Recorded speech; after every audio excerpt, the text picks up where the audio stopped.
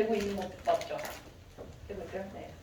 그럼 주제 1번 프린트 우리 지난 시간에 다 끝나긴 했는데 오른쪽 맨 아래 필기할 거 조금만 적어놓고 넘어가겠습니다. 자, 신석기 시대 가장 중요했던 특징 중에 하나가 농경이 시작되었다는 것이라고 했었는데요. 농경의 시작은 일부 역사가들은 긍정적으로 평가하기도 하지만 일부는 또 부정적으로 평가를 하기도 해요. 긍정적으로 평가했던 역사가 대표적으로 고든차일드라는 사람이 있는데 이 사람은 신석기 시대 농경이 시작된 게 엄청나게 혁명적이다, 획기적이다라고 높이 평가하면서 신석기 시대를 신석기 혁명이라고 표현하기도 했습니다. 왜 그랬냐? 농경과 목축이 시작되면서 사람들이 이동 생활을 이제 더 이상 못해. 내가 일구고 있는 그 밭 주변에 무조건 살아야 되잖아, 그렇지? 그렇다 보니까 정착 생활이 시작되었고 그 정착 생활을 하면서 사람들은 그 주변 환경에 적응을 하고 자기가 정착한 그 지역을 개발해 나가면서 살아나가기 시작해.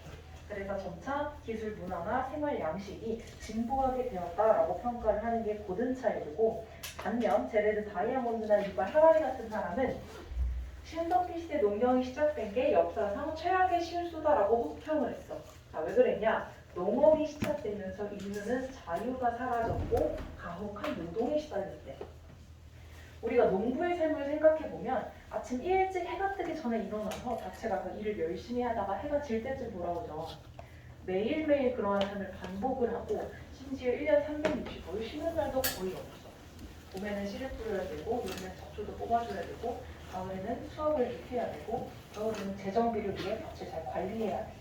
그러다 보니까 농경이 시작되기 이전까지만 해도 사람들은 그냥 눈이 떠지면 일어나서 배가 고프면 사냥을 나갔다가 먹고 졸리면 다시 자고 그런 욜로 라이프를 살았던 거지.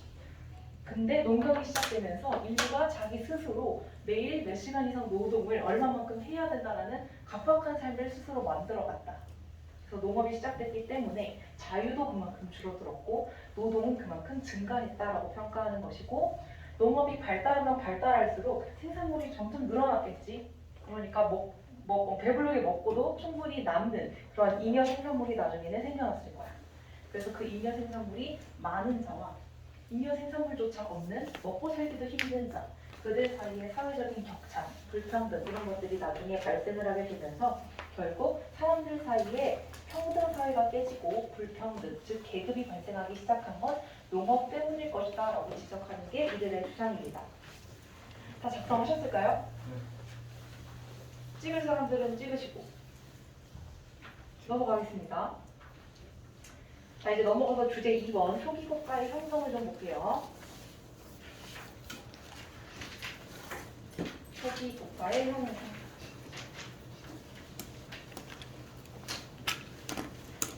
OT 말고 그 첫 시간에 수능 기출 분석할 때 한번 언급을 했던 것 같은데 현사시대에서는 몇 문제가 나온다고요?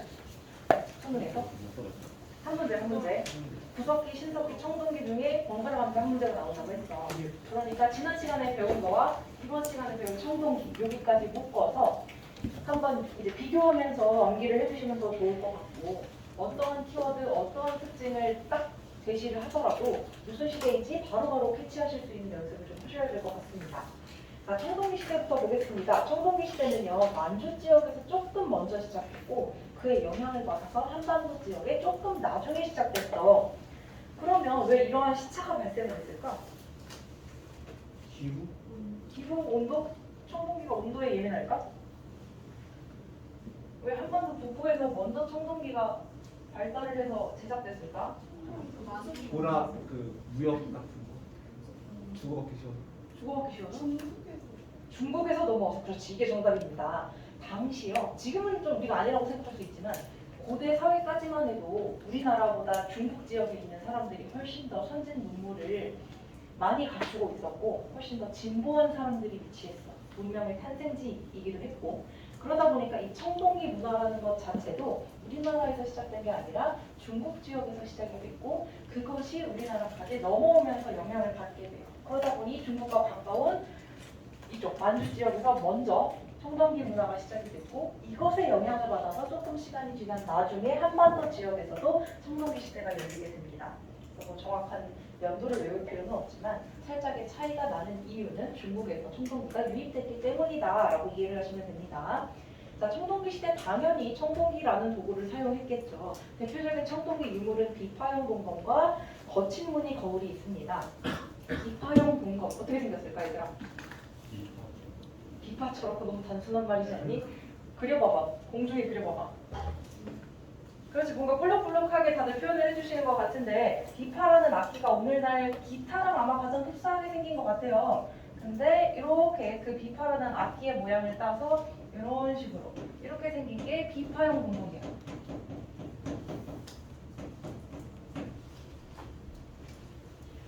뱃살이 나왔다가 뾰족했다가 날카롭게 올라가는 이렇게 생긴 것이 비파형 동검이고, 거친 무늬 거울은 거울의 무늬가 거칠게 많이 스크래치가 가 있는 거거든. 근데요, 여러분들이 보게 되는 시험지들은 전부 다 흑백으로 인쇄가 돼요. 그러다 보니까 흑백 프린트에서 거울인데 뭐 스크래치가 많으냐 적으냐 이걸 구분하기가 사실은 쉽지 않아. 그래서 거의 출제되지 않고 있고, 출제가 된다 한들 이거와 더 힌트가 잘 되는 다른 유물들을 같이 제시해. 그러니까 외우실 거면 비파형 동검의 명칭과 비파형 동검이 어떻게 생겼는지, 어느 시대인지 이걸 외우시는 게 조금 더 효과적이겠죠. 어쨌든 비파형 동검과 거친 무늬 거울이 유명하기는 합니다. 그렇다면 이 두 유물의 주된 쓰임새, 용도는 뭐였을까요? 제사, 그렇지. 종교적인 행사, 제사를 진행할 때 사용되었던 도구였을 것이야. 그러다 보니 일반 백성들보다는 지배층, 그들이 더 많이 사용했을 것이고, 그들이 이런 거를 장착하고 있다는 것 자체가 권력의 상징이었을 거야. 그렇지? 자, 그렇다면 청동기는 왜 일반 백성들에게 보급되지 못했을까? 귀해서. 그렇지. 일단은 구하기가 쉽지는 않았을 거야. 또 만들기 힘들어서. 그것도 맞죠? 그리고 청동은 뭐랑 뭐를 섞어서 만드는 거니? 불이랑 주석을 섞어. 그랬을 때 그 금속의 특징이 어때? 단단하지 못하고 물러서 잘 부러져. 근데 백성들은 청동기로 뭔가를 만든다면 가장 필요했던 도구가 농기구였어. 무기도 필요 없고 뭐 비파형 동검도 필요 없잖아. 백성들에게. 백성들이 가장 필요했던 건 농기구인데, 농기구를 청동기로 만들게 되는 순간 밭을 갈다가 청동기가 계속 부러지는 거지. 그래서 청동기 시대까지만 해도 청동기라는 도구는 지배층 중심으로 보급이 되었고, 일반 백성들은 여전히 농기구를 뭘로 만들어서 썼을까? 돌로 만들어서 썼겠지. 그래서 석기로 제작된 농기구들을 사용했는데, 대표적인 것이 반달 돌칼이 있습니다. 반달 돌칼.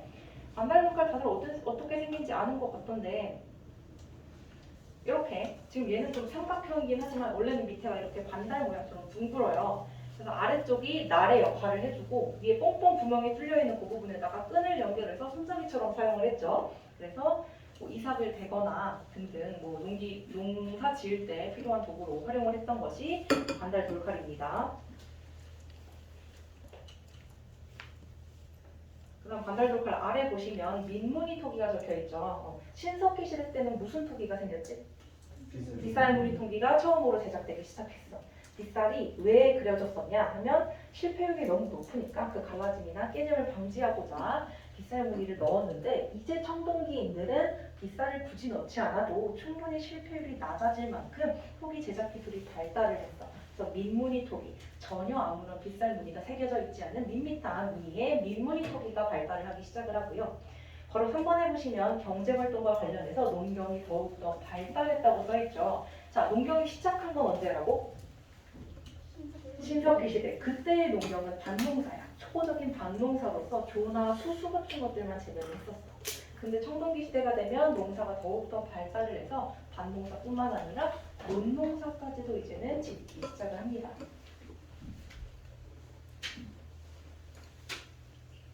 신석기 시대 때의 농사는 사람들이 간신히 먹고 살 수 있을 만큼을 겨우겨우 생산해내는 정도였어. 근데 청동기 시대가 되니까 농사를 잘 짓잖아 이제. 그러니까 먹고 살고도 충분히 남을 만한 잉여 생산물이라는 게 발생을 하는 거지. 근데 농사를 열심히 잘 지은 사람은 잉여 생산물이 생겨. 근데 똥 서민 사람들은 잉여 생산물이 안 생길 수도 있지, 그치? 농사를 못 짓는 사람들은 잘. 그랬을 때 배가 고프면 좀 성질이 사람이 더러워지잖아, 그치? 어쨌든 먹어야 돼, 사람이 살려면. 그러니까 저 옆 동네에 잉여 생산물이 많은 것 같으면 밤에 몰래 쳐들어가서 약탈해 오기도 하고, 괜히 싸움을 붙여서 이겨서 먹을 걸 강탈하기도 하고, 아니면 평화롭게 잉여 생산물이 많은 사람들이 너그럽게 뭔가를 팔아 넘기고 대가로서 너가 내 아래 복종해라 이런 식의 요구를 할 수도 있지. 이러한 과정을 통해서 정복 활동도 빈번해지고 결국 잘 사는 사람들은 계속 잘 살고 못 사는 사람들은 계속 못 사는 이런 빈부격차가 발생을 하게 돼요. 동그라미 2번에 보시면 더 이상 신석기 시대까지는 이제 평등사회였지만 청동기 시대부터는 계급사회로 진입을 하게 되고 군장 또는 족장이라고 불리는 사람들이 등장을 하게 되는데 군장이나 족장은 무슨 사람일까? 뭐 하는 사람이야? 리더 무슨 리더? 제사 지내는 사람? 또? 정치나 제사를 주도하면서 자기 마을이나 자기 부족을 이끌어가는 우두머리이자 리더겠지, 그지? 그래서 청동기 시대의 대표적인 무덤 양식인 고인돌이 아마도 그 무덤의 주인이 누구일 것이다? 군장이나 족장들의 무덤일 것이다 라고 보통 추정을 하죠. 그래서 아직까지 교과서에서는 이렇게 이야기를 하고 있는데 사실 최근에 학자들은 고인돌이 그 주인이 군장이나 족장이 아닐 확률도 높다라고 제기를 했어. 자, 왜냐? 리더들의 무덤이야. 그럼 몇 개 안 돼야 되잖아, 그치? 화성고 학생들이 300명에 1학년 학생들이 300명에 가까운데 그 중에 반장은 몇 명이야? 딱 9명이야, 그치? 그 정도의 비율이어야 하는데 우리 한반도에서 출토되는 고인돌의 개수는 너무너무 많아. 그게 다 리더들이었더라면 그들이 이끄는 부족들을 감안했을 때 이 당시 청동기 시대 때 한반도의 인구가 정말 포화 상태야. 말이 안 되는 거지. 그래서 고인돌 중에 일부는 군장들의 무덤이었을 수 있어. 충분히 그럴 가치가 있어. 그러나 그 모든 고인돌이 전부 다 주인이 군장이나 족장이었을 것이다 라는 건 최근에 부인되고 있는 학설이긴 해요. 근데 어쨌든 교과서에는 아직 이런 게 실리지는 않았기 때문에 이렇게 디테일하게 나올 리도 없고 고인돌을 그래서 최근에 잘 출제도 안 해요. 그리고 만약에 나온다 한들 고인돌과 다른 청동기 시대의 특징을 같이 제시하면서 이런 게 특징이었던 시대는 언제게 이 정도만 물을 것 같아요. 그러니까 고인돌을 청동기 시대다 정도로만 알고 계시면 될 것 같고요. 오히려 동그라미 3번에 있는 천손 사상의 내용이 최근에 강조되고 있어요. 당시 지배층들은요 스스로를 천손이 무슨 뜻일까? 하늘에서 내려온 사람이다라는 뜻이지 천손이라고 주장해. 이러한 천손 사상을 바탕으로 스스로의 권위를 드높여. 이 천손이라는 단어가 여러분들이 가지고 있는 2019 개정 교육과정의 한국사 교과서부터 새롭게 등장한 개념이고 8종의 교과서 모두에서 볼드체로 강조를 하고 있어. 그래서 지금까지 굳이 가르치지 않았던 이러한 개념을 왜 이렇게 새롭게 강조를 할까 의구심이 많이 들었는데 때마침 작년 11월 모의고사에서 모의고사 삼국사 1번 문제가 구석기, 신석기, 청동기가 아니라 이 천손 사상이 답으로 해야 되는 문제였어. 그래서 애들이 아무 생각 없이 한국사를 많이 까먹었으니 우리 비쌀돈이 톡이나 비파형 동범 정도를 빠르게 외워서 1번이라도 맞출까라고 하면서 애들이 쉬는 시간에 그 부분을 열심히 했는데 애들 말로는 시험지를 열자마자 1번에서 되게 이상한 문제가 있었다라고 말했어. 그 이상한 문제가 바로 정답이 천손사상이었어. 어려운 문제는 아니었거든. 근데 애들이 1번 문제에서 이런 걸 마주하니까 당황을 했고 제시문 속에 분명히 지배층들이 하늘에서 내려왔다는 의식을 바탕으로 초기 국가를 형성해 나가고 이런 내용이 있어. 근데도 3번에 있는 그 천손사상을 답으로 못 찍은 경우가 많아. 그러니까 여러분들 때는 모의고사든 수능이든 또 나올 수 있을 것 같으니 하늘에서 내려왔다. 그러한 의식을 바탕으로 지배층들이 권위를 높였다. 그런 문장이 보이시면 천손사상이라고 쉽게 정답을 체크해 주시면 될 것 같고요. 동그라미 4번 거주 형태인데요. 신석기 시대 때는 처음으로 정착 생활을 시작하면서 어떤 형태의 집을 지었니? 무슨 집? 웅집. 그치? 막집은 무슨 시대? 구석기 시대. 그치? 그래서 그 웅집을 어디다 지었어? 강가나 바닷가. 그치? 물을 구하기 쉬운 거기다 지었어. 청동기인들은 사실 한 발짝 더 발전된 사람들이잖아. 그러니까 앞에 물이 당연히 있어야 돼. 근데 이제 뒤에 뭐까지 있으면 좋겠어? 산까지 있으면 좋겠어. 그래서 대산인수 지역을 골라서 그 지역에 거주하기 시작했고 그 중에서도 구룡지대를 선호했어. 구룡지대가 뭔가? 언덕. 그렇지. 제주도 오름처럼 다른 지역보다 살짝 경사 있는 그런 언덕 위에다가 집을 짓기 시작했어. 근데 얘들아 생각해봐. 언덕 위면은 당시 수레카도 없고 건축 자재들을 옮길 만한 바퀴나 도구도 없었는데 도대체 왜 사람들은 그 많은 기둥과 닭살과 이런 것들을 들고 이 높은 곳에 올라가서 집을 지었을까 힘들게. 물 때문에? 다른 사람 쳐들어올까봐? 그치? 자, 1차적으로 방어가 쉬워. 왜냐? 멀리서 누군가가 다다다다다 침입을 하면 위에 있을 때 내려다보이잖아. 그래서 여러분들 혹시 등산 가봤으면 알겠는데 정상에 올라가면 평지에서는 잘 안 보였던 저 멀리 있는 곳까지 훤히 내려다보이지, 그치? 그러다 보니까 적들의 침입을 단박에 알아채기가 쉬웠어, 그치? 또 하나 더, 여러분들이 1대1로 맞짱을 뜬다고 생각을 해봅시다. 위치를 선점할 기회를 드릴게요. 어디서 싸우시겠어요? 왜요? 아, 밀어내기가 쉬워요 또? 머리를 때릴 수가 있어. 아, 즉사. 얘는 발목을 공격하는데 나는 머리를 공격한다 이런 전략인가? 그러니까 어쨌든 누구는 더 위가 더 유리할 거라는 상식은 있어, 그렇지? 아래서 위로 등산을 하면서 싸우느니 위에서 신나게 내려가면서 내리 찍는 게 내가 이길 확률이 높다는 거지. 그러니까 멀리서 미리 방어를 하는 게 좋았고 전쟁이 발생했을 때 싸울 때에도 훨씬 유리한 고지를 점령하기 좋았기 때문에 사람들은 조금 힘들더라도 이 언덕 위에 구름지대에다가 집을 지었던 거고요. 우리 기억날지 모르겠으나 웅집은 이렇게 반지하를 파서 이렇게 해서 집을 지었어. 기억나니? 네. 그냥 한 번에 높은 기둥으로 층고가 높게 웅집을 제작할 기술이 당시에 없었기 때문에 사람들이 편리하게 생활하려고 차라리 땅을 팠던 거지, 그치? 근데 청동기 사람들은 이제 평평한 땅 위에도 사람들이 편안하게 생활할 수 있을 만큼 높은 건물을 지을 수 있었어. 그러다 보니까 반지하 파지 않고 이 평지 위에다가 훨씬 더 신석기 시대보다 높은, 층고가 높은 지상 가옥의 형태로 집을 건축을 하게 됩니다. 그 다음에 이어지는 시기를 보시면 철기 시대인데요. 철기 시대 기원전 5세기경에 시작됐고요. 당연히 사용했던 도구는 철기겠죠. 근데 철기랑 청동기의 가장 큰 차이점은 철기는 농기구로 철기로 만들었는데 청동기 때는 청동기로 농기구를 만들지는 않았죠. 그래서 철제 농기구가 백성들에게 널리 보급됐고요. 철제 무기도 당연히 만들었고요. 이전에 사용하던 청동기도 여전히 사용을 했어요.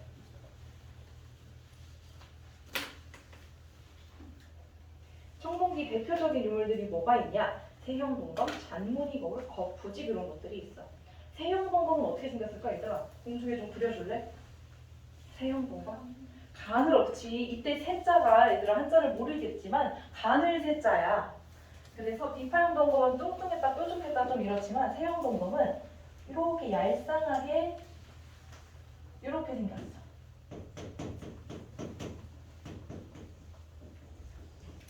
이렇게 생겼어.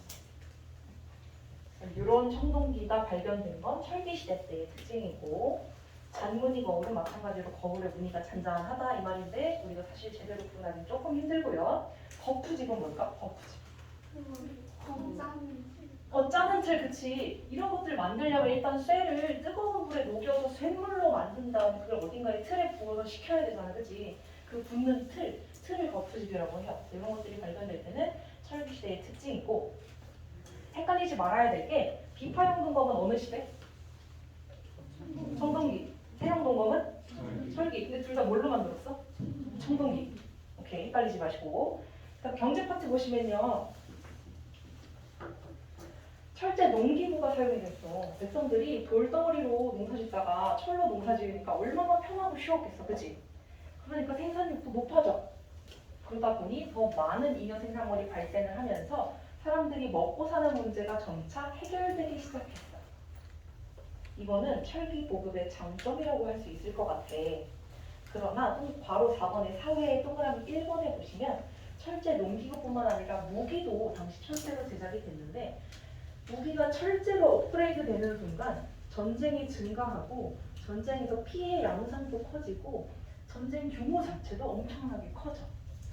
그 전쟁에서 이기면 엄청난 권력을 획득해. 그러나 전쟁에서 계속 지게 되면 그냥 평생 노비 같은 삶을 살아야 되는 거지. 그래서 계급 간의 격차, 사회적인 불평등이 훨씬 더 극심해지는 효과를 낳게 되고요. 이전까지는 부족 단위로, 찌족 부족 단위로 소규모의 사람들끼리 옹기종기 모여 살았더라면 전쟁을 몇 차례 겪으면 겪을수록 진 애들이 내 아래로 깔리잖아, 그치? 그러니까 규모가 어떻게 됐겠니, 점점? 같이 사는, 같이 부대끼는 규모가 점점 커져. 집단의 규모가 커져. 그래서 부족이라고 불리기는 애매할 만큼 이제는 점점 커져서 나중에 이들이 함께 국가와 같은 조금 더 한 단계 윗단계의 집단을 형성을 하게 되는 거겠죠. 그래서 철기 문화의 양면성이라고 하는 것은 철제 농기구의 경우 긍정적인 영향을 인류에게 주었지만 철제 무기의 경우에는 조금 안타까운 현실을 유발했다라고 보시면 되고요. 경제의 동그라미 2번 중국과의 교류를 좀 볼게요. 자, 철기시대 사람들은 중국과 교류를 했을 때 그 증거가 명도전, 반량전, 오수전, 붓이래.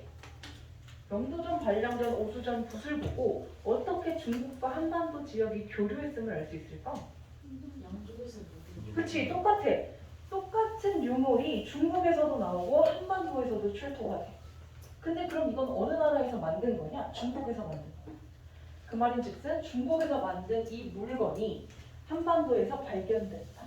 어떤 과정을 거쳤는지 모르겠지만 둘이 뭔가 만나서 주고받은 게 있었겠구나라고 추론할 수 있겠죠. 그래서 오른쪽에 보시면 여기 왼쪽 아래 이거 3번에 있는 저 칼 모양 동전 같은 거 보이시죠?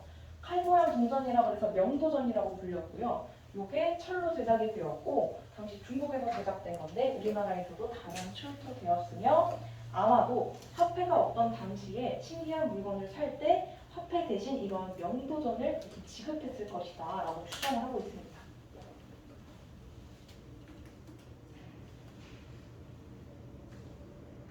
자, 사회 4번에 2번에 보시면 무덤 양식 나와 있는데요. 청동기 시대 때는 고인돌을 제작했었지만 철기 시대로 가게 되면 널무덤이나 동무덤이 발달을 하게 됩니다. 여기 사진이 화질이 좋지는 않지만 대략적으로 이해는 될 것 같은데 널빤지 같은 이 상자, 널널한 상자 안에다가 시체를 묻어서 매장하는 게 널무덤. 그리고 독이라고 해서 이러한 항아리 옹기 같은 데다가 시체의 뼈만 추려서 보관을 했던 것이 동무덤이에요. 그래서 왼쪽이 동무덤, 오른쪽이 널무덤. 이러한 사진을 제시하고 이러한 무덤 양식이 발달했던 시대의 특징으로 옳은 것은 또는 틀린 것은 이라고 문제를 낸다면 이제 사진을 보고 딱 철기 시대구나 라고 캐치하신 뒤에 1, 2, 3, 4, 5에서 정답을 찾으시면 되겠죠. 쌤 아까 거푸집이 청동을 만드는 틀린 거. 네. 철을 만들 때도 거푸집을 쓰긴 써요. 다음 봅시다. 그 다음 고조선이에요. 자, 고조선. 지나가던 잼민이들에게 물어봐. 고조선 누가 만들었게? 그러면 당연히 당군 할아버지라고 누구든 대답할 거야. 그치? 그만큼 고조선이라는 국가는 우리가 어릴 때부터 어떻게 형성됐고 어떠한 국가이고 특징이 뭔지 너무나 익숙하게 잘 알고 있어. 그래서인지 수능에서 거의 안 나왔어. 아마도 나오면 다 맞추기 때문이지 않을까 싶어요. 그래서 혹시 나온다면 여러분들이 헷갈릴 수 있는 지점들을 중심적으로 살펴보도록 할 텐데요. 자, 고조선의 핵심 포인트는 청동기 시대 때 형성이 됐다는 거야. 청동기 시대. 지금은 당연해 보이지만 이걸 왜 헷갈리냐면요. 여러분들이 교과서나 이제 뭐 중학교 때 학습을 할 때 부석기, 신석기, 청동기, 철기를 배우고 고조선을 배워. 보통 여러분들은 배울 순서가 역사의 순서라고 착각을 해. 그렇게 되게 되면 철기 시대에 고조선이 생겼나? 또는 철기 시대 다음에 고조선이 등장했나? 라고 오해를 하기 쉬운데 고조선은요. 청동기 시대 때 형성이 됐어요. 그 당시 발달된 농경 문화와 청동기 문화를 바탕으로 해서 고조선이 형성이 됩니다. 이련이 작성한 삼국유사라는 책에 따르면요. 기원전 2333년에 고조선이 만들어졌대요. 팩트일까? 이렇게 디테일하게 기원전 2333년을 팩트가 아닐 것 같아? 그러면? 이보다 전일 것 같아? 나중일 것 같아? 훨씬 더 오래전에 만들어졌다 고조선은? 비슷하게? 나중에? 나도 장담은 못하겠지만 현재 학자들이 말하기로는 이것보다는 조금 더 나중에 만들어졌을 것이다 라고 추정해요. 근데 왜 이련은 삼국유사에다가 2333년이라고 썼을까? 강조하려고, 그쵸? 쉽게 말하자면 국뽕이죠. 애국심. 우리 한반도에서 나타났던 그 최초의 국가가 이렇게 오래전에 이렇게 신비롭게 이렇게 잘 살았다라고 쓰고 싶었던 거지. 그래서 기원전 2333년이라고 작성을 했고 이후 학자들은 계속해서 연구를 하는 과정을 통해서 이것보다는 솔직히 조금 더 나중에 만들어졌는데 나중에 형성이 되었는데 라고 말은 하지만 굳이 정정하지 않는 것은 누가 감히 우리 국가의 시초를 훨씬 더 나중에 만들어졌어라고 말할 수 없는 거지. 그래서 최근에도 일련의 삼국유사에서는 기원전 2333년에 건립이 되었다고 합니다. 그러나 실제 추정한 결과로는 고조선은 청동기 문화를 기반으로 만들어졌어요 라고 말을 해. 무슨 말인지 이해가 되죠? 그러니까 2333년의 숫자 자체를 너무 믿지는 말라는 뜻이고요. 고조선을 세운 단군 왕검, 이 사람의 명칭 속에서는 고조선의 사회가 어떠했는지를 유추해볼 수 있는 힌트가 담겨져 있어. 먼저 단군이라는 글자는 제사장을 의미하고요. 왕검은 정치적인 우두머리를 의미해. 단군 왕검이 합쳐져서 하나의 관직이자 사람 명칭으로도 사용됐기 때문에 제사를 담당하는 사람과 정치를 담당하는 사람이 하나로 일치입니다. 즉 고조선은 제정일치 사회였다라는 걸 보여주고요. 고조선의 형벌제도 법률로서는 8조법이 있었어. 총 8개의 조항이 있었는데 지금 전해지는 건 3개밖에 없어요. 그 3개에 어떤 내용들이 담겼는지 키워드만 적어놨는데 우리는 그냥 좀 구체적으로 오른쪽에 있는 자료 2번을 좀 같이 볼게요. 사람을 죽이면 즉시 사형에 처한다. 사람이라는 생명, 노동력이 되게 중요시 되었구나라는 걸 알 수 있고요. 남에게 상처를 입히면 공물로 배상한다라고 돼 있어. 지금은 남에게 해를 가하면 뭐 몇천만 원의 벌금을 문다라고 하면서 금액을 제시하잖아. 오늘날의 헌법은. 그러나 이 당시에는 공물이라고 적혀져 있어. 그러니까 사유재산 같은 역할을 했던 게 공물일 것이고 그 공물이라는 사유재산은 되게 사람들에게 중요한 것이었겠구나라는 걸 알 수 있죠. 세 번째, 남의 물건 훔치면 그 집에 노비로 섰는데 노비라는 단어가 법률 속에 있어. 그러면 저 때부터 이미 노비제도가 존재했었겠구나라는 걸 알 수 있고 스스로 재물을 바치고 죄를 면제받고자 하면 50만에 해당하는 금액을 지불하면 된대. 이렇게 디테일하게 제도를 규정할 만큼 형벌 제도가 체계적으로 갖추어져 있었구나라는 걸 알 수 있죠. 그리고 또 하나, 국가 전체를 운영해 나가는데 고작 8개의 법률 가지고 운영을 했어. 지금 헌법은 몇 개니? 도강이 몇 가지니? 셀 수 없이 많죠. 그죠? 그만큼 규정을 해야 되는 범죄나 사회 문제가 심각하다는 거잖아. 근데 이 당시 고조선 고작 8개의 법만 있어도 범죄를 다 규정할 수 있을 만큼 간단했던 거지. 즉 고조선 사람들이 온순하고 문제를 잘 일으키지 않고 서로 배려하고 존중하는 사람들이었겠구나라는 걸 알 수 있어요. 잠깐 여기 올라가서 이제 위만 조선을 보겠습니다. 자, 위만 조선.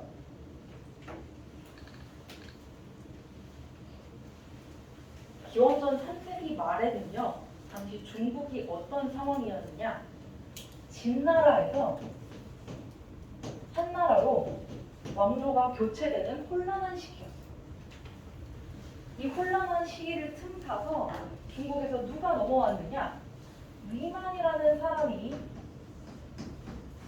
자기 주변 사람들을 이끌고 한반도로 넘어오게 돼요. 이 당시 고조선의 왕은 준왕이었어. 근데 그 준왕이 위만이 사람들 무리들을 이끌고 이렇게 피난을 오니까 어떻게 했을까? 받아줬을까? 내쳤을까?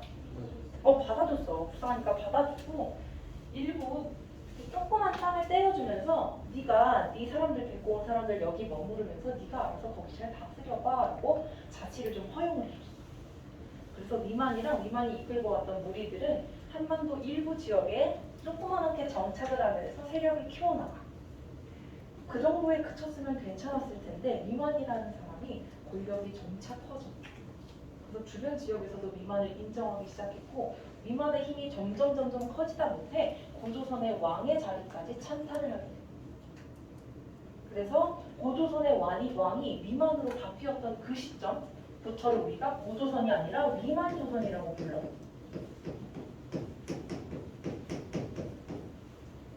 고조선이라고 해도 되는데 위만이 왕위를 찬탈했던 그 시점부터를 위만조선이라고 보통은 불러요. 그리고 위만조선이 성립됐던 이 시점은 이제 청동기 시대에서 철기 시대로 바뀌었던 시점이에요.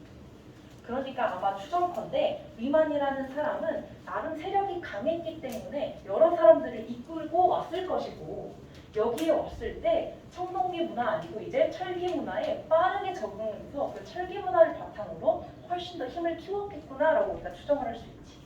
그래서 어쨌든 위만이 조선의 왕위를 차지를 하게 되고 이 위만 조선도 어쨌든 지배자로서 군림을 하며 이 국가를 잘 운영해 나가야 되잖아. 국가를 잘 이끌어 가려면 돈이 필요해. 돈을 어떻게 구했느냐? 중개 교역을 통해서 구했어. 자, 방식은 이거야. 위만 조선이 가만히 보니까 우리가 중국 쪽과도 국경을 맞닿고 있고 한반도 남부 쪽에도 진 등을 비롯해 여러 소국들이 존재하고 있었어. 이 진이랑 이 진은 한자가 달라요. 여기에도 여러 국가들이 자기 나름대로 특산물들을 만들어내고 있고 우리 이쪽에는 중국과 맞서가 있어. 그때 생각을 한 거지. 중국의 신기한 물건들을 우리가 사서 수수료를 받아서 한반도 남부에다 팔자. 한반도 남부에서 나는 특산물들을 우리가 사서 중국에다 수수료를 받아서 팔자. 이렇게 되면 위만조선은 아무런 생산품을 생산해내서 팔다 옮기지 않아도 가운데서 물건을 왔다 갔다만 해주면서 어떻게 될까? 수수료, 그 돈들이 점점 쌓이겠지, 그치? 이런 방식으로 위만조선은 경제적인 부를 축적을 했어. 그렇게 잘 나가다가 중국의 상황이 살짝 바뀌어. 어떻게 바뀌냐? 한나라가 이제 진나라를 완전히 꺾고 중국 전체를 차지를 하고 이 당시 한나라의 황제로 누가 등극을 하느냐? 한무제라는 사람이 황제로 등극을 해. 한무제는 어떤 사람이냐? 고구려의 광개토대왕 같은 사람이야. 그럼 어떤 정책을 펼쳤을까? 영토를 엄청나게 넓혔겠지, 그지? 그래서 한무제는 중국 전역을 차지했을 뿐만 아니라 대만, 베트남, 이 동남아시아 지역까지도 영토를 확장시켰고 저 멀리 몽골 방면까지도 나아갔고 심지어는 우리 한반도까지 침입을 하게 돼. 우리 한반도에, 우리 위만조선에 한무제가 침입을 했을 때 우리 위만조선은 어떤 상황이었느냐? 자식들 간에 서로 왕이 되어야겠다고 싸우고 있었어. 정치적인 갈등이 엄청나게 심각했었기 때문에 안에서는 지들끼리 지배층이 싸워 밖에서는 엄청난 황제 한무제가 군사를 이끌고 쳐들어와. 이랬을 때 위만조선은 더 이상 버티지 못하고 기원전 108년에 멸망을 하게 돼요. 자, 이제 위만조선이 사라졌어. 이 땅 누구 거야?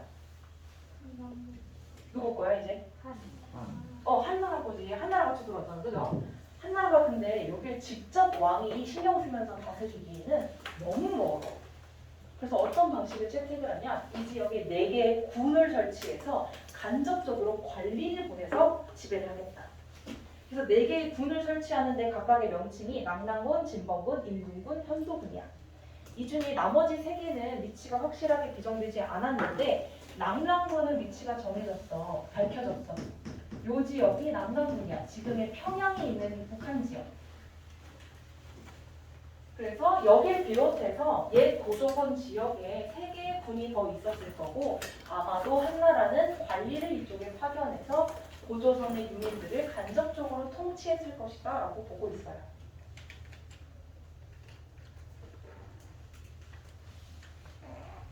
고조선은 아까도 말했다시피 8개의 법 조항만 있어도 사회가 안정적으로 유지될 만큼 괜찮은 사람들이 모여 있었던 국가야. 근데 중국 사람들이 유입되면서 고조선이 멸망하고 중국의 지배를 받는다는 것에 대한 저항의식이 생겨났고 또 하나 중국인들이 계속 드나들면서 눈치 없이 노략질하고 강탈하고 빈집털이하고 그래요. 그러니까 범죄가 점점 증가했어. 그래서 동그라미 2번에 보시면 8조법이었던 것이 법령이 60여 개로 증가할 만큼 계속해서 해서 범죄를 규정하는 조항들이 추가돼서 법령이 60여 개까지 늘어나게 됐고요. 그 아래 보시면 한 사건에 대한 저항, 일제강점기의 일본에 대한 저항 같은 의미였겠지. 저항을 활발하게 해. 그 과정에서 단순히 그냥 내 옆집에 사는 이웃이었던 사람이 우리는 한 국가의 민족이요. 공동체 의식을 가진 사람이에요. 우리는 책임의식을 가지고 우리를 지켜야 된다라고 하는 동료의식이 싹트기 시작해. 그 과정에서 그냥 단순한 부족, 옆집 사람이 아닌 한 국가를 이룰 수 있는 집단의식이 생겨나면서 나중에 국가로 발전할 수 있는 계기를 마련해 주기도 하고요. 또 하나 어쨌든 중국 사람이 들어와서 간접적으로 지배하는 건 기분 나쁜 일이긴 했지만 당시 중국인들은 한반도에 사는 사람들에 비해서 선진 문물에 훨씬 더 밝았어. 그러다 보니 그들이 자꾸 드나들면서 선진 문물을 전달해줘. 그 영향으로 중국의 문화가 조금 더 빠르게 한반도에 정착할 수 있었다라는 효과도 있기는 있었습니다. 아래로 쭉 내려오셔서 자료 두 번째 박스요. 보시면 자료 2번 맨 밑에 있는 박스. 분을 설치했던 초기에, 즉 한사분이 설치된 다음이겠지? 그때 관리를 중국에서 뽑아다가 보냈어. 그래서 한나라 관리가 한반도에 처음 도착해서 옛 고조선 사람들이 어떻게 사는지 구경을 했다? 그랬더니 이 사람들이 문단속을 안 하고 산대. 문단속을 안 해도 별 문제가 없을 만큼 사람들이 괜찮구나라는 걸 알 수 있죠. 근데 장사하러 온 자들이 밤에 도둑질을 한대. 장사하러 온 자들이 누굴까? 대략 외부인들, 중국인들일 거라고 유추할 수 있겠지. 그것 때문에 풍속이 점점 각박해졌대. 그래서 하나하나 그 범죄들을 규정하다 보니 8개였던 것이 60여 개까지 늘어나게 됐다라는 거죠. 그 위에 보시면 농경문 청동기가 있어요. 요거는 청동기 시대에서 철기 시대로 넘어가던 그 중간 과도기적 시점에 제작되었던 청동기라고 추정이 돼요. 이름 자체가 농경문 청동기고요. 이게 되게 신기한 게 이게 출토됐을 때 잘 보니까 누가 열심히 쇠꼬챙이로 여기다가 앞면 뒷면에 그림을 그려놨어. 그 그림이 대체 무슨 그림일까? 열심히 사람들이 분석을 했다. 그랬더니 앞면에는 이랑을 낸 밭에다가 따비로 땅을 갈아엎는 사람이 있었어. 그 사람이 바로 이 사람이거든. 이 기다란 골프채 같은 쇠꼬챙이 있죠. 이게 따비라는 농기구야 당시에. 요걸 가지고 밭을 열심히 일구는 사람이 한 명 있었고, 저 깨진 부분에 누가 있었느냐? 괭이, 지금의 낫이나 호비처럼 조금 짧은 농기구인데 그걸 가지고 누군가 쭈그리고 밭에서 뭔가를 캐내, 생산해내고 있어. 또 뭐가 있냐? 한 명은 또 항아리에다가 뭔가를 계속 담고 있어. 이걸 통해서 학자들이 어떻게 생각을 했느냐? 청동기에서 철기로 넘어가던 이 시대는 농경이 발달할 만큼 발달해서 누군가는 밭을 갈고 누군가는 수확을 하고 누군가는 수확물을 저장하고 이렇게 제대로 된 농경이 이루어졌구나라는 걸 알 수 있었어. 근데 또 신기한 건 저 청동기를 싹 뒤집잖아? 뒷면에 그림이 또 있어. 그 그림은 뭐냐? 갈라진 나무 끝에 새가 앉아있는 모습이야. 내가 이건 진짜 밤마다 그림을 그렸는데 너무 그지 같은데 나중에 네이버에다가 소떼를 검색해보세요. 소떼. 이렇게 나무가 있고 여기 끝에 새가 이렇게 앉아있는 모습이 있어. 이걸 그렸어. 뒷면에는.